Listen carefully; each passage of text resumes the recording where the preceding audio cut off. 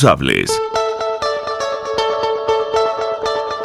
A partir de este momento, estamos contigo, un espacio cultural, dinámico e irreverente, para debatir ideas junto a jóvenes que creen y defienden la libertad.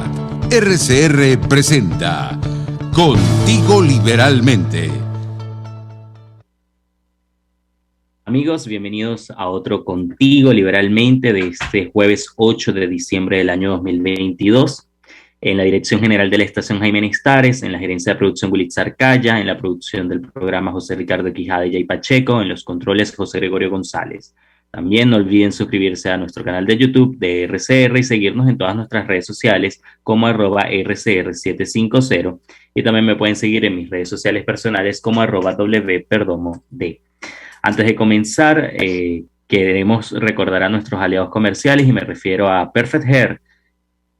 Con ellos el cambio de look que siempre han soñado lo pueden tener y dejarlo en manos de los expertos que están en el salón Perfect Hair. Alisados, queratina, cirugía capilar, los tratamientos más avanzados para el cuidado de brillo de tu cabello, técnicas de coloración en manos de profesionales con más de 40 años de experiencia, secados y peinados para todas las ocasiones. Además, en Perfect Hair también consienten tus manos y pies. Trabajan con el sistema de uñas semipermanentes y tratamiento de parafina. No olvides preguntar por la depilación de cejas. Ellos están en el Centro Comercial El Sol, nivel Galería de Santa Paula. Síguelos en Instagram como @salonperfecthair. Y también recordarles que a Caracas llegó el paraíso dental, ¿sí? Como lo escuchan, tienen todas las especialidades en un solo lugar: tratamiento de restauraciones estéticas y de conductos, cirugías, prótesis, ortodoncia, periodoncia y odontopediatría.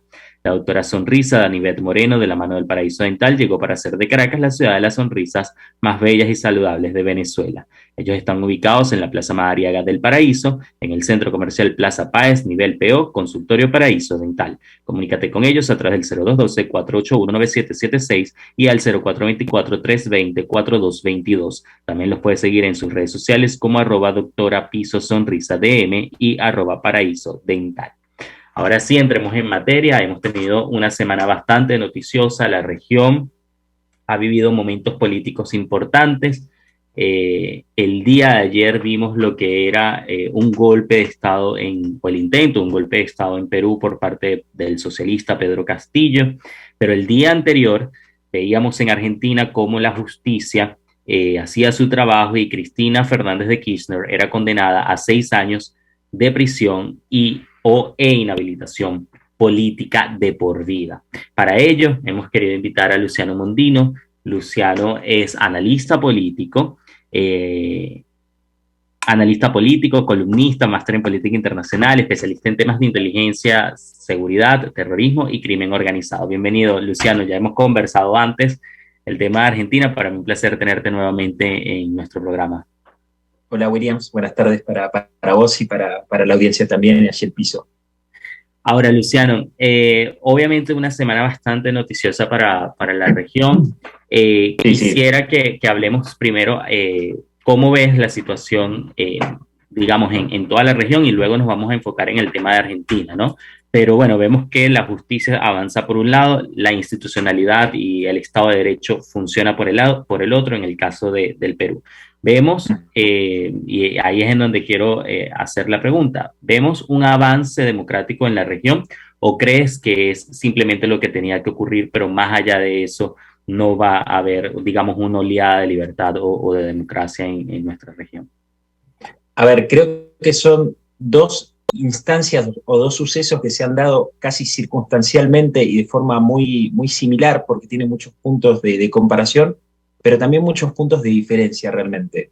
Si uno ve el caso de Perú y el caso de Argentina, es cierto, se ha dado en los que en el caso de Argentina la justicia ha actuado tarde, pero ha empezado a actuar, y en el caso de Perú ha evitado, lo cual demostraría a priori una calidad institucional mucho mayor o un poco más robusta que en otros países, ha evitado prematuramente un golpe de Estado clásico que se confeccionaba a partir del descubrimiento o del desmantelamiento de una, digamos, sociedad criminal en que encarnaba el presidente Pedro Castillo. En ese sentido, el Congreso fue clave para justamente enfrentar, poner un contrapeso institucional al mal accionar del gobierno, y de ahí, por supuesto, la justicia poder actuar y evitar que, por supuesto, sea fugado, porque en realidad Pedro Castillo se dirigía a la Embajada de México, lo cual es muy significativo dado los lineamientos políticos que cada país mantiene. En ese sentido yo soy bastante pesimista con el presente, por lo menos con el presente político de América Latina, porque todo es un presente que lleva un correlato político, social, económico e institucional degradante y que no promete un cambio sustancial en los próximos, por lo menos los próximos 2 años, que es cuando muchos de estos países van a ingresar en sus elecciones intermedias. Exceptuando el caso de Argentina, por supuesto, que el año próximo tiene elecciones nacionales, en las cuales, si bien el gobierno de Alberto Fernández ha hecho un muy mal gobierno en los últimos 3 años y medio, creo que también el desorden que tiene la oposición no asegura o no augura, en principio, un triunfo de ellos de forma contundente, como a veces se podría esperar frente a un muy mal gobierno. El resto de los países, si uno los visualiza, sigue habiendo un ordenamiento y un direccionamiento hacia la izquierda muy pronunciado. De hecho, Chile fue el caso emblemático porque en los últimos 10 o 15 años ninguno de nosotros hubiera previsto que Chile cayera tanto. Podía darse una alternancia económica y política, dado las presiones sociales que había en los últimos años, pero no se imaginaba que alguien como Boric llegara a la presidencia. Y lo mismo ocurría en Perú. Castillo es realmente una persona de un IQ, la verdad que muy bajo. De hecho, yo lo defino como un ignorante funcional que ha llegado a Perú a exacerbar ese resentimiento étnico que es muy usado a veces como cartilla y como muletilla de la izquierda para presentar a sus piezas, y que por supuesto tiene un discurso casi como si fuera una especie de actitud heroica. Ser una persona profundamente ignorante, ser una persona profundamente o con mucha falta de preparación para los cargos públicos. Entonces, si uno visualiza un poco en mirada general lo que es América Latina en su naturaleza política presente, yo soy un poco pesimista. Siempre hay que dejar una puerta abierta, por supuesto, un cambio positivo en lo que son las elecciones de medio término en los países que los tienen, y en los medianos y largos plazos en los países donde las dictaduras ya han sido conformadas, caso Venezuela, Nicaragua y, por supuesto, Cuba. Claro. Ahora, fíjate una cosa, algo que me llama la atención es cómo ha sido el guión de los socialistas, ¿no? En la región, porque si bien tienen diferencias, tienen algo en común, y es que ambos son de izquierda. Y sí, claro, a esto yo comienzo a ver o comienzo a sospechar entonces que la izquierda al final tiene el mismo guión, y es una izquierda muy corrupta, o por lo menos en la región, una izquierda muy corrupta y muy poco democrática, ¿no? ¿Cómo ves tú la situación hoy de la izquierda en la región? ¿Es posible una convivencia democrática con una izquierda como esta que estamos viendo en los últimos días? Yo creo que una convivencia democrática para quienes nos ajustamos al Estado de Derecho y a las repúblicas, más allá de las democracias, porque a veces a mi entender, un error conceptual de quienes piden más democracia y no piden república. Y la democracia sin un sistema institucional republicano, de división de poderes, de autonomía y de libertades, es un cascarón vacío, en el cual los países pueden votar, pero no estaríamos asistiendo más que a farsas como ocurre en Nicaragua y en Venezuela. De lo contrario, los sistemas quedan carentes de sangre. Digamos, estaríamos hablando de un cuerpo que no tiene sangre, que no funciona y que no tiene forma de continuar su andar democrático y, por supuesto, republicano. En ese sentido, creo que América Latina hoy está muy en general falto de instituciones republicanas que son conscientemente avasalladas. Y esto no es fortuito, es lo que vos decías, hay un ordenamiento y un guión muy calculado, porque de hecho Castillo cuando ha ganado ha recibido el apoyo tanto de Nicolás Maduro como de otros regímenes, tanto de Venezuela, de Nicaragua, como de Cuba, y otros regímenes bastante complejos, como el caso de Argentina, que yo lo considero un régimen bastante híbrido, que ha abandonado su faceta republicana y democrática y que va en vías hacia un autoritarismo. Entonces me parece que la convivencia democrática y pacífica con la izquierda va a tener que suceder en algún momento, excluyendo los polos que son de alguna forma alfiles de estos grupos venezolanos, cubanos y nicaragüenses. Ahora bien, ¿hoy es posible? Realmente no. No por toda la estructura que ha habido en los últimos meses y en los últimos años recientes, con una estructuración de la izquierda que de alguna forma reformula analógicamente a lo que ha sido la Unión Soviética, pero instalada en América Latina. Es decir, hoy estamos asistiendo a ese sueño que tuvo el Foro de San Pablo en la década de los 90, cuando logra unificar casi toda América del Sur, exceptuando hoy casos como Paraguay, Ecuador, y teniendo, bueno, un incierto, una incógnita en lo que sucede en Argentina, bajo el color rojo de la izquierda.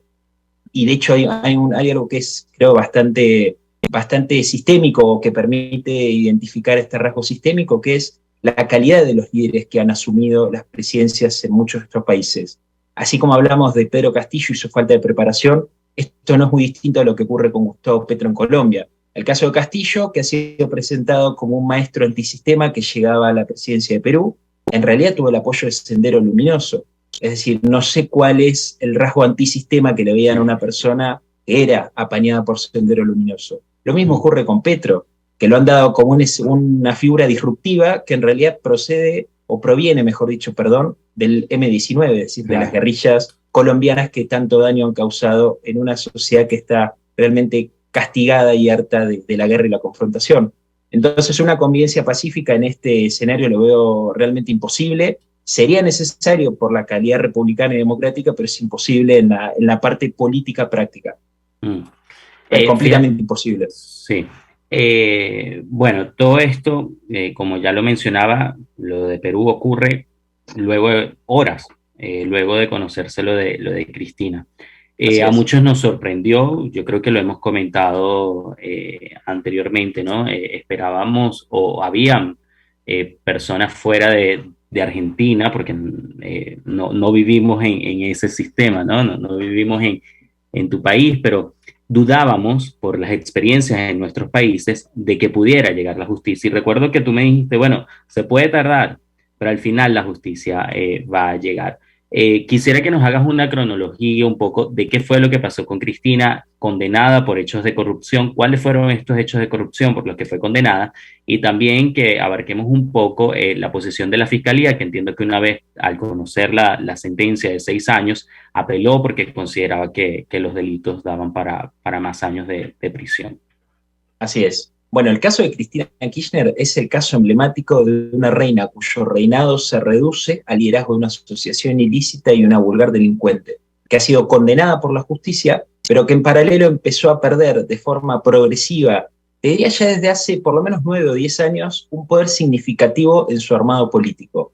No es esa Cristina Kirchner del 2013 o del 2012, cuando avasallaba las instituciones y se autoproclamaba como la líder de un movimiento de resistencia en donde pareciera como que ella y su séquito luchaba contra los poderes fácticos, lo cual es algo muy curioso, porque si uno ve la política de los últimos 15 años en Argentina, o de los últimos 16 años, para ser exactos, hacia el 2003, 2004, incluso más, estamos dando 19 años, si contamos obviamente los 4 de Macri, veríamos que los gobiernos kirchneristas han avasallado y han entrado en todos los rincones de la sociedad. Entonces eso también es muy curioso. Cuando ellos se autoproclaman como luchadores o de alguna forma resistentes al verdadero poder, es muy raro cuando sostienen esto, porque ellos controlan los poderes económicos, los poderes informativos, los poderes políticos. Entonces eso ya de por sí es una inconsistencia bastante importante desde lo conceptual y desde lo real. Entonces Cristina Kirchner es un personaje que en los últimos años ha perdido, especialmente desde el 2015, mucho poder y capital político propio que año tras año se reducía. Si bien en el 2019 logró casi poner en la presidencia a su delfín, que ha sido Alberto Fernández, que no demostró nada distinto a lo que se suponía, que era un rol casi secundario en una posible presidencia, que no estaba más que para intentar garantizar la impunidad de Cristina. Cristina no ha podido conservar el poder político que ostentó, por ejemplo, en el año 2011, cuando logró ganar las elecciones con un 54% de los votos. Entonces la justicia argentina tiene una particularidad, por eso yo siempre digo que tarda, pero puede llegar, aunque sea en partes y en una especie de goteo, porque la justicia y los sistemas institucionales o los mecanismos institucionales argentinos se mueven conforme se mueve el contexto político. Cuando hay pérdida y cuando hay debilidad política, todo ese sistema judicial empieza a armarse en pos de empezar a poner la lámpara o el foco en los años anteriores. Entonces, la carga que había sobre Cristina, me refiero a carga probatoria, y la evidencia era tan grande en la causa vialidad que logró demostrar la existencia de una asociación ilícita entre los años 2003 a 2015, es decir, 12 años, en los cuales se conformó casi un estado paralelo de contrataciones en donde ella y muchos de sus alfiles más cercanos recaudaban enorme cantidad de dinero y le han generado un perjuicio a un Estado, como yo digo, un Estado muy empobrecido y muy embrutecido en su educación, en su población, le ha causado un daño y un perjuicio enorme, que por supuesto esto se ajusta con una condena que es la que hemos visto en los días anteriores. Una condena que la Fiscalía, creo y entiendo en buena medida, es una opinión personal porque no soy jurista y no he tenido acceso a la causa, es realmente una condena muy pobre si uno lo analiza conforme el daño que ha generado justamente el daño hacia un Estado que, como bien digo, es un Estado muy empobrecido y muy deteriorado en sus instituciones y en la calidad de vida de los argentinos. Entonces, por supuesto, la Fiscalía pide una revisión de esto, el proceso es muy largo, Cristina no será detenida, por lo menos en el corto y mediano plazo, sino que le quedan más instancias superiores a las que acudir y por supuesto la última palabra no está dicha. De hecho, Claro. Técnicamente hoy está en condiciones de presentarse y volver a ser electa, si quisiera, así similar como lo que ha sucedido con Lula. Lo que pasa es que acá hay otra realidad. El peso político y el capital político de Cristina hoy es inexistente. Cristina no se presenta y en teoría renuncia o dice renunciar a una candidatura simplemente porque perdería por paliza y todo su reinado ya quedaría ni siquiera reducido a una asociación ilícita, sino a un mero escombro, a un polvillo que sería muy difícil de revertir y casi imposible. De hecho, ya está muy sola en sus armados políticos, se reduce cada vez más a sus séquitos de extrema confianza, entrando a veces en un estado de paranoia muy grande. Cristina es un personaje de este tipo. Ella cada vez que se siente Bueno, de hecho amenazada se repliega. el video de su reacción es un poco desesperado, ¿no? Y además ella reconoce que le Como está siempre. haciendo daño a su partido y a la gente que la apoya. Así es. Sí, enojada, muy violenta, muy agresiva, muy vulgar, perdiendo todo tipo de cabales, haciendo burlas, haciendo gestos que realmente no condicen con los de una vicepresidente que es la segunda magistratura de un país y que por supuesto tiene que guardar las formas en ese sentido. Pero nuevamente, la acusación, la aprobación y la condena a Cristina, que inicia en el 2019, pero acá déjame también dar un detalle, que es una denuncia del año 2004. Es decir, esto desmiente absolutamente cualquier posibilidad de lawfare, simplemente porque la denuncia fue hecha cuando su marido, Néstor Kirchner, gobernaba, que gobierna a partir del año 2003 en Argentina, y que en el 2019 lo que se hace es iniciar un juicio casualmente cuando Macri deja el gobierno y cuando vuelve a gobernar el kirchnerismo. Entonces, lo que sucede en Argentina es una clara señal de que por lo menos la justicia en algún punto vuelve a revivir, vuelve a apuntar a poder traer un poco de justicia en un país tan acostumbrado a la impunidad, y esto me refiero a los últimos 20 o 25 años, casi en cualquier aspecto que quieras tomar, y que le deja por lo menos la posibilidad a que en algún momento podamos tener una vida normal e institucional, una vida, perdón, política e institucional un poco más normal y por lo menos parecida a un país regular. Ni siquiera te diré un país óptimo, sino un país regular. Claro.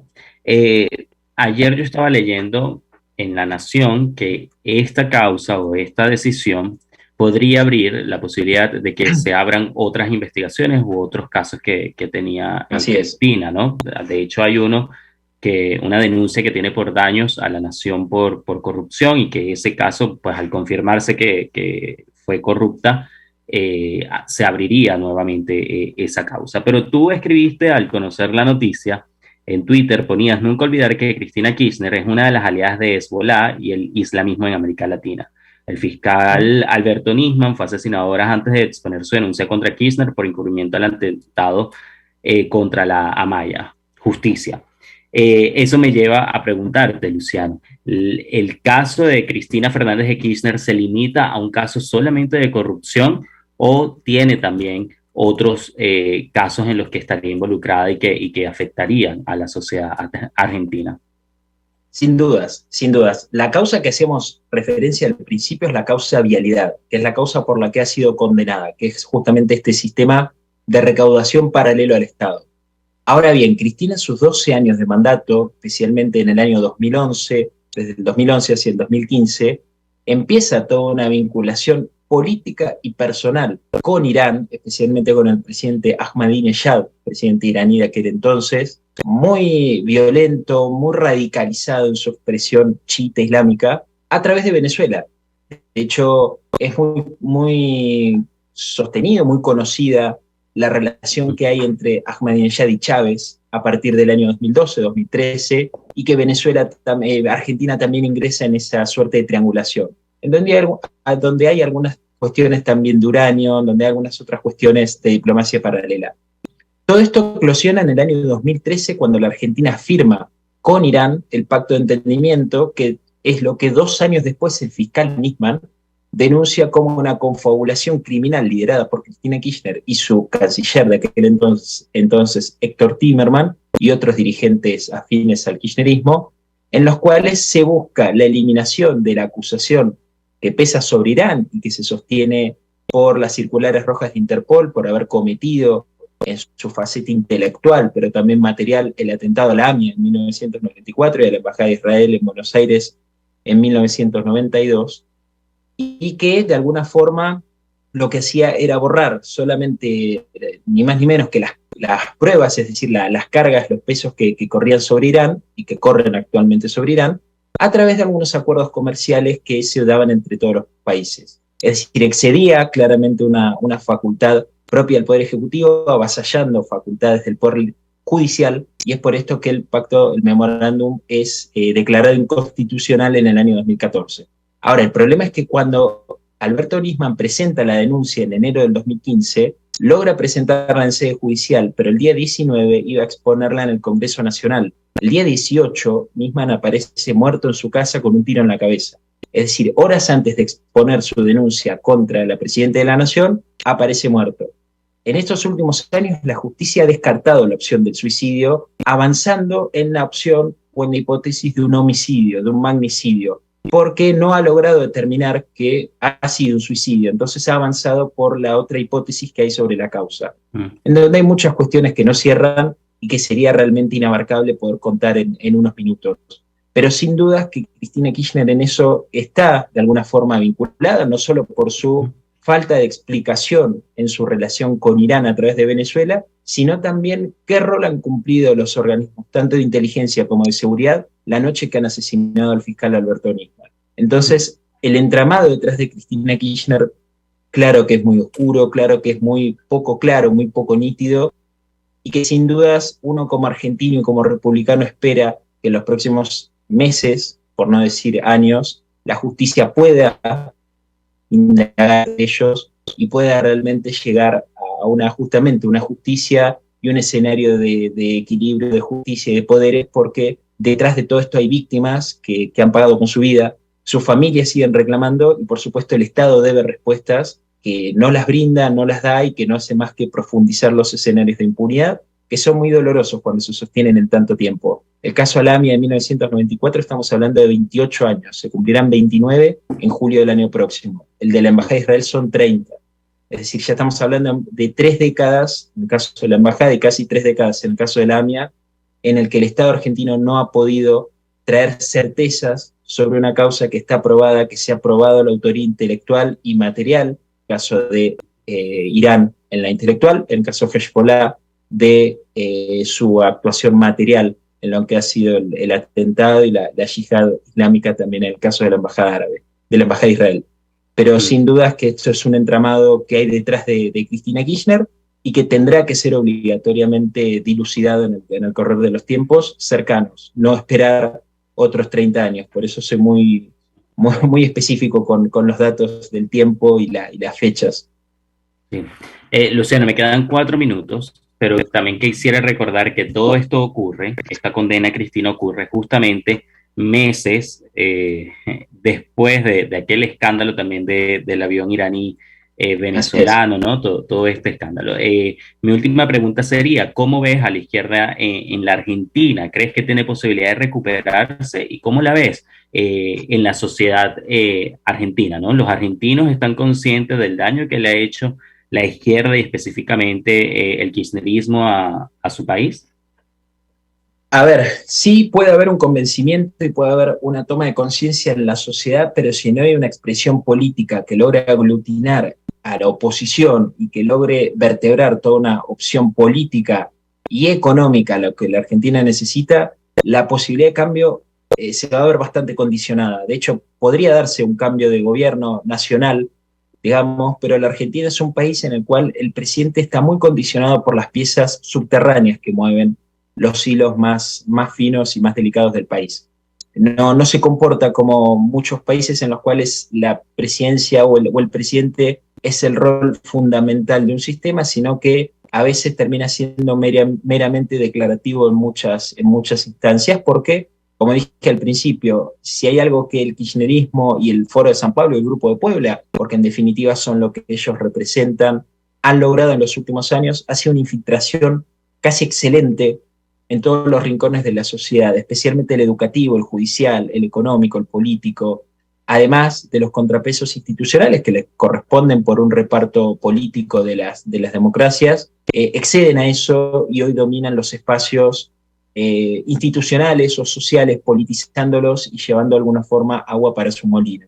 Entonces, Argentina tiene que reaccionar, la sociedad argentina debe reaccionar de forma convincente y conocer que no se está enfrentando a un modelo político alternativo o una disputa política convencional, sino que hay un modelo grande y muy enquistado de avasallamiento institucional muy grande y que busca barrer con todos los pilares republicanos y, por supuesto, avasallar todo lo poco y frágil que queda en pie en Argentina, que, de nuevo, ha sido muy castigado en los últimos años y que tardará mucho tiempo en reconvertirlo.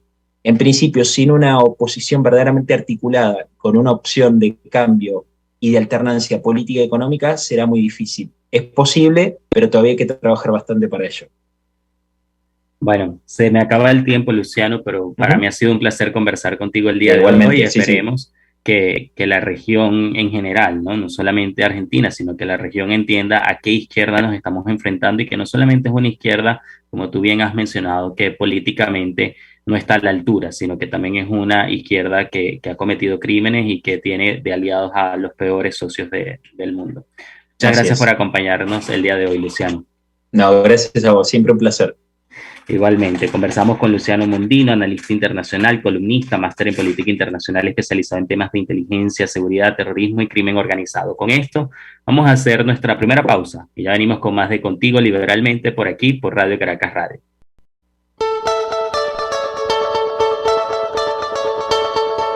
Les estamos presentando Contigo, el espacio donde tú y tus dirigentes se escuchan, solo por RCR 750. Puedes seguirnos en nuestras redes sociales, en Twitter, @RCR750, la radio que se ve. Cuando hablamos de Honda, hablamos de Distasi Motors, el concesionario Honda que pica adelante en precios, condiciones y servicio. Todo el personal de Distasi Motors, tanto técnico como de atención, está actualizado, capacitado y certificado permanentemente para atender correctamente tu vehículo. www.distasi-honda.com.ve. Distasi Motors, tu concesionario Honda en Los Palos Grandes. Antes de empezar el día, entérese de lo que acontece en el país junto a Pedro García Otero en Titulares de la Mañana, de lunes a viernes a las 6:30 de la mañana. Acompáñelo y empiece su día bien informado. Titulares de la Mañana con Pedro García Otero, solo por RCR 750 AM, porque lo bueno une. Mis amigos, una empresa comprometida y responsable con su personal es una empresa segura, y Produzca es la compañía pionera en Venezuela que ofrece la mayor cantidad de equipos de comprobada calidad para garantizar la seguridad integral de toda la nómina industrial de cualquier empresa. El catálogo de Produzca es inmenso, todo tipo de guantes, cascos, accesorios y productos varios de protección para tu personal. Conoce más de Produzca en www.produzca.com. Produzca, seguridad en tu empresa de los pies a la cabeza. Moisés Naim en Efecto Naim. Hola, soy Moisés Naim desde Washington. Conéctese a rcr.tv. También nos puede seguir por @Efecto Naim en Twitter. Y estamos en Facebook y en Instagram. Y no olvide que puede disfrutar todos los contenidos del programa cuando usted quiera, suscribiéndose a nuestro canal de YouTube. Nos vemos en la radio. Los miércoles y viernes a las 7 de la noche. Solo por RCR 750 AM. De costa a costa, cada semana, usted podrá ser parte del sentimiento varguense que inundará la señal de RCR. El Pitazo en Vargas. Acompaña a Luis López en el recorrido por la ruta de la actualidad informativa en el litoral. Comentarios, denuncias, reportes de tránsito y cómo están las playas. Información de primera mano de todo lo que ocurre en el estado Vargas. El Pitazo en Vargas, todos los domingos, a partir de las 8 de la mañana, por RCR 750 AM. Cómo prevenir enfermedades, cómo actuar en casos de emergencias médicas, cómo mantener una buena calidad de vida. Todas estas interrogantes tienen su respuesta en RCR Salud. Todos los domingos, con el Dr. José Eduardo Troconis, comparte con nuestros oyentes notas de bienestar físico, salud mental y social para el buen desarrollo del ser humano. RCR Salud, todos los domingos a las 10 de la mañana. Por RCR. Voz de América. Información precisa, completa, veraz, objetiva e independiente. Directo a tu pantalla. De lunes a viernes a las 2 de la tarde por RCR 750. RCR 750 AM. Porque lo bueno une.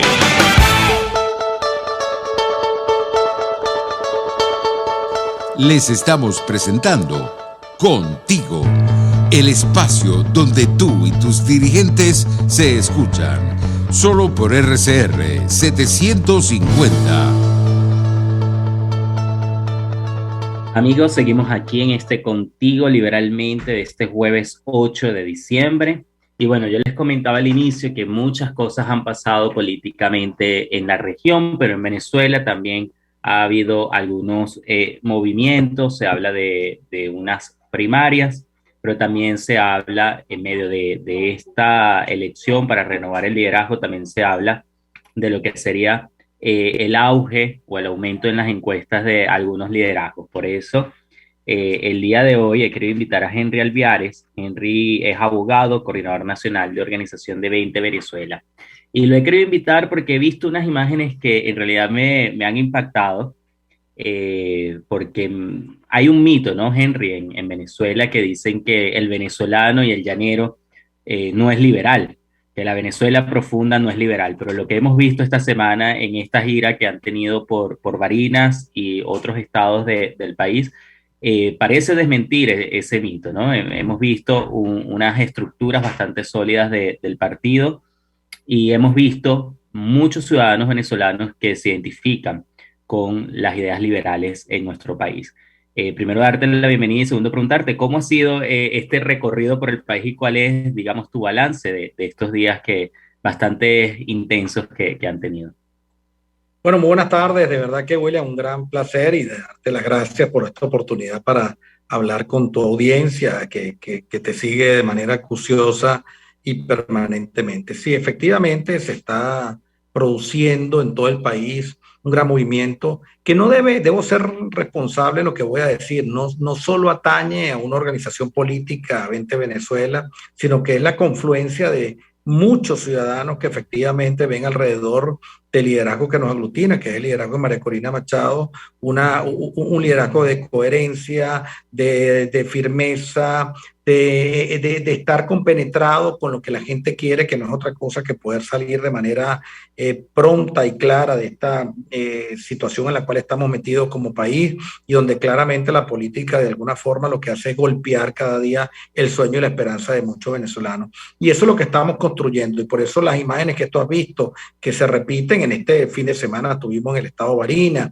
pero también estuvimos en Charallave, pero también hemos estado en Oriente, hemos estado en Anzoátegui, en el estado Bolívar. En cada rincón de Venezuela se está gestando una gran formación, una gran alianza ciudadana, un gran movimiento de movimientos, un voluntariado que obviamente entiende lo que está en juego y que también, como lo hemos dicho nosotros, es una oportunidad importante para que este proceso que se ha llamado primaria pueda de alguna manera legitimar, William, un liderazgo que efectivamente tenga como objetivo central sacar a Maduro del poder y empezar a transitar por esa Venezuela que nosotros deseamos, que es la Venezuela que presente sueños, oportunidades, que reúna a la familia, esa Venezuela donde exista riqueza, donde cada quien tenga platica en el bolsillo, esa Venezuela donde haya orden y donde haya justicia. Entonces, con ese mensaje, con ese liderazgo y con esta disposición de muchos ciudadanos, se está construyendo lo que para mí va a ser la gesta histórica más importante en la política y, por supuesto, en la dinámica nacional del país para los retos que tenemos por delante. Sí, justamente sé que estuvieron en varios estados y en varias localidades, y me llama la atención, Henry, por ejemplo, las imágenes de Charallave, ¿no? Un lugar que había sido históricamente del oficialismo, ¿no? Y hoy vemos cómo hay una cantidad importante de ciudadanos que dicen, ya no queremos más esto que estamos viviendo, es la hora de construir algo distinto.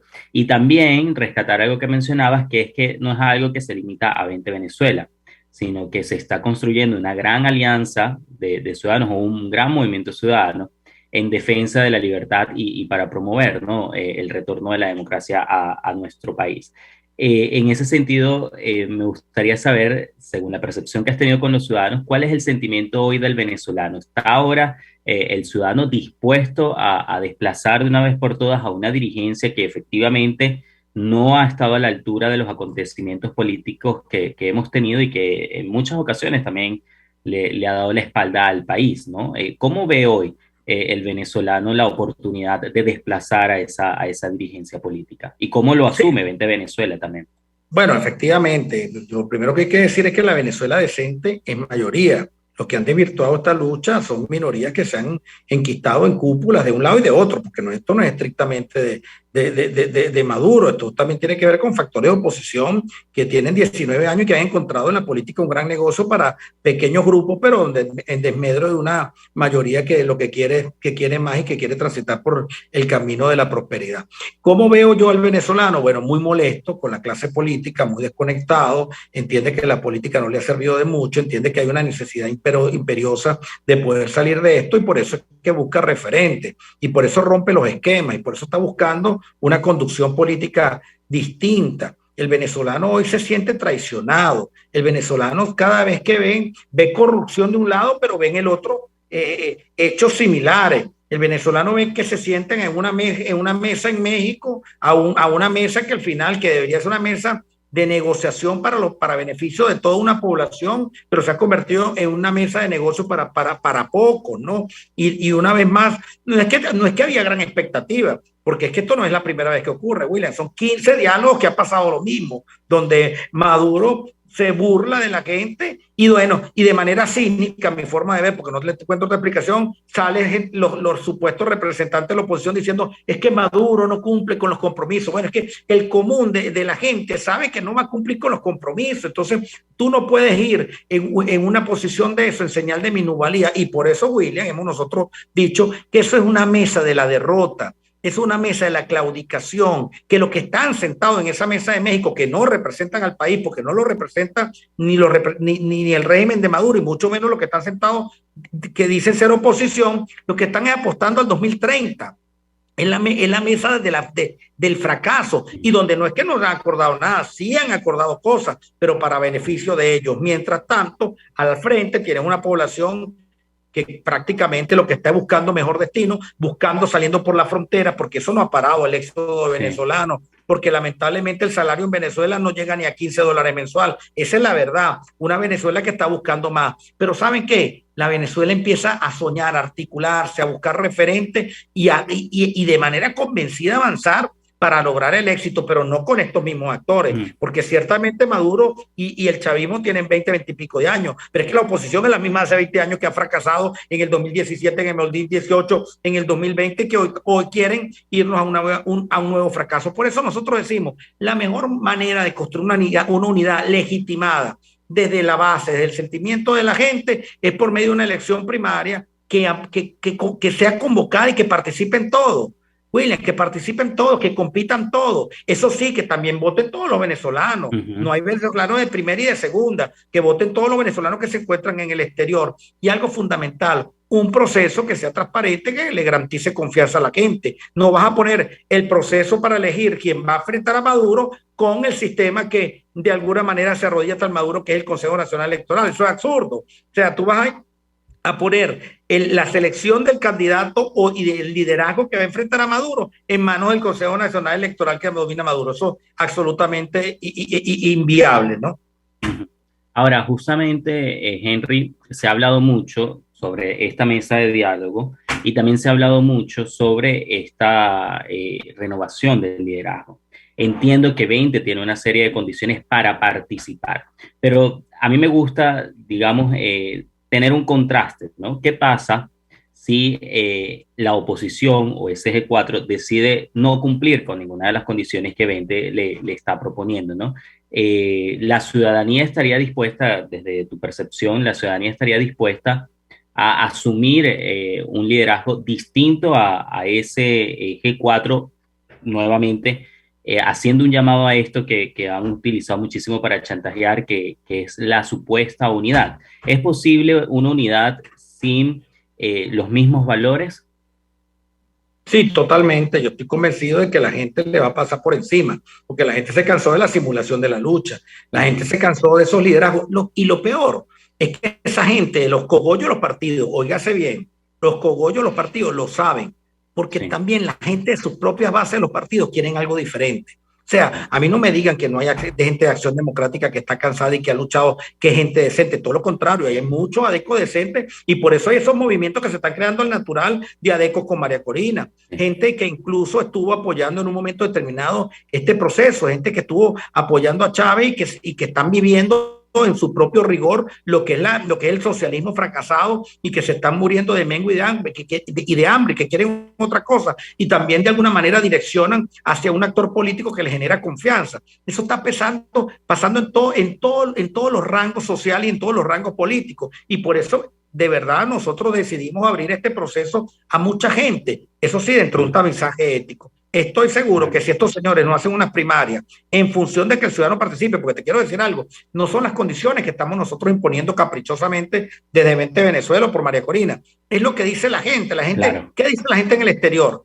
Como dice María Corina, ¿cómo le vas a impedir tú a un sobreviviente del Darién, que hoy se encuentra en México, en Estados Unidos, que no participe en el destino de su país, cuando muchos de ellos tienen familiares aquí y otros que incluso, quizás no mayoritarios, pero se quieren regresar? O sea, oye, ¿cómo tú le impides que decidan el destino del país? ¿Cómo tú le dices a la gente que no presentemos un proceso pulcro, que estamos pidiendo que el conteo sea manual, que se cuente en el 100% de la boleta, para que eso contraste con lo que hace el CNE, que son cuartos cerrados y cajones oscuros, que nadie sabe, al final sale diciendo lo que le da la gana? ¿Cómo tú le dices a la gente, finalmente, que no participe cualquier venezolano, que participen todos? Participen los que han estado, que dicen ser oposición, y al final la gente de manera sabia va a elegir un referente, y estoy seguro que va a saber elegir, porque estamos clarísimos quién es cada quien en este país. Para este proceso electoral obviamente es necesario una maquinaria, ¿no? y unos equipos en cada estado, y mucho se ha dicho sobre las estructuras de 20 Venezuela, pero lo que vemos en las imágenes, insisto, es totalmente contrario a lo que dicen algunos factores del G4. ¿Cómo hoy, tú como el coordinador de organización, cómo ves el día de hoy las estructuras de 20 Venezuela? ¿Tenemos o tienen líderes en todos los estados y esos líderes están preparados para esta contienda electoral? Hoy estamos preparados para competir y para ganar. Créeme que es así. Por eso estamos haciendo lo que estamos haciendo. Pero te repito, William, no se limita solo a 20. Se están sumando mucha gente. En el voluntariado con María Corina se están sumando mucho liderazgo, que por cierto, gente que me dice, mira, yo era de este partido, soy de este partido, pero me cansé de ser la escalera o el peldaño para que otros suban y a nosotros siempre se nos olvida y nos tratan, nos usan nada más para momentos electorales. La ciudadanía está reclamando algo más y aquí lo que le estamos dando cabida a todos esos actores para que precisamente avancemos, porque además es un momento que no se trata solo de la lucha, William, de una diputación, de una alcaldía, ni siquiera de la presidencia. Es una lucha, como dice María Corina Machado, de carácter existencial. Está en juego los próximos años para nosotros empezar a recomponer un país que prácticamente lo han saqueado. Esta es una lucha de corte espiritual, es la lucha del bien contra el mal. Por eso estamos tan confiados que Dios la está guiando y por eso vamos a ganar. Y es una lucha ética, es una lucha de la Venezuela decente, que es mayoría, contra una minoría que tiene secuestrados los poderes, pero que seguramente va a ser sobrepuesta y sobrepasada por una fuerza ciudadana que se va a imponer. Henry, me queda muy poco tiempo, pero no quisiera irme sin que hablemos sobre el mensaje que se le envía desde 20 Venezuela a los venezolanos, ¿no? Que a lo mejor hoy sienten que esa, digamos, no es la vía o que no confían, como ya lo hemos conversado, que no confían en el régimen, pero que tampoco confían en la oposición, ¿no? ¿Qué mensaje se le envía a esos ciudadanos ante esta oportunidad de reconquistar la libertad? Y también cómo hacen aquellos que a lo mejor nos están escuchando y que pertenecen a otros partidos o que tienen quizás otras ideologías, pero que dicen, bueno, yo creo que es el momento de apoyar a María Corina para sumarse a esta campaña de voluntariado. Tienen razón de no confiar en el régimen y tienen razón de no confiar en algunos actores de oposición. Confiemos en nosotros, confiemos en el ciudadano. Pensemos en ese momento que lo vamos a lograr cuando nos abracemos de nuevo con la familia. Pensemos en ese momento donde una vez más Venezuela va a ser la referencia en productividad, en riqueza, en trabajo. Pensemos en el momento donde este país prevalezca el orden y la justicia. En ese momento es lo que nos motiva a seguir luchando. Venezuela vale la pena, William. Y cuando uno transita por todos los rincones de Venezuela, lo que se consigue es bondad. Gente muy golpeada, gente triste, gente dolida, pero no rendida. No se equivoquen. El país no está rendido, el país está de fuerte, está de firme, está erguido y tiene que estar acompañado de un liderazgo que al final genere la confianza suficiente para llevarnos el destino y ponernos a soñar con ese sueño compartido de la libertad. Lo vamos a lograr y estamos con que está armándose, que se está amalgamando, que nos llaman todo el tiempo, que te consta, William, que no nos damos abasto para la cantidad de personas dentro y fuera del país. Porque fuera hay muchos venezolanos que nos están llamando y cómo ayudo y cómo me organizo. Vamos a organizarnos, vamos a desplazar en esta primera fase una clase política que fracasó y después vámonos con todo frente a Maduro para lograr la libertad y volver a hacer de Venezuela la tierra de gracia que merece ser. Bueno, amén, porque alrededor del mundo somos muchos los venezolanos que anhelamos regresar, ¿no? Y reencontrarnos con nuestro país y con nuestra gente. Esperemos que esta sea una ventana hacia esa libertad.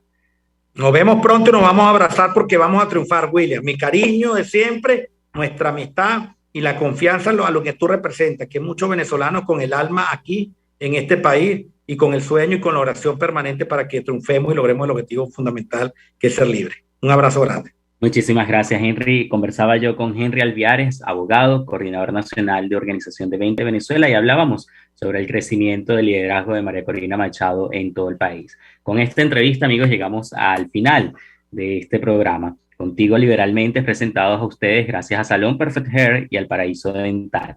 De esta forma nos despedimos agradeciendo su sintonía e invitándolos para el próximo jueves cuando ofreceremos una nueva edición de Contigo Liberalmente.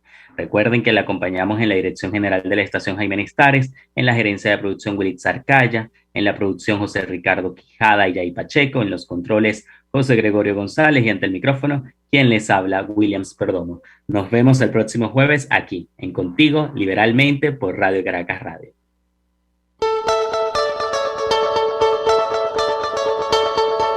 RCR presentó Contigo, donde la pluralidad de pensamiento confluye. Solo por RCR 750.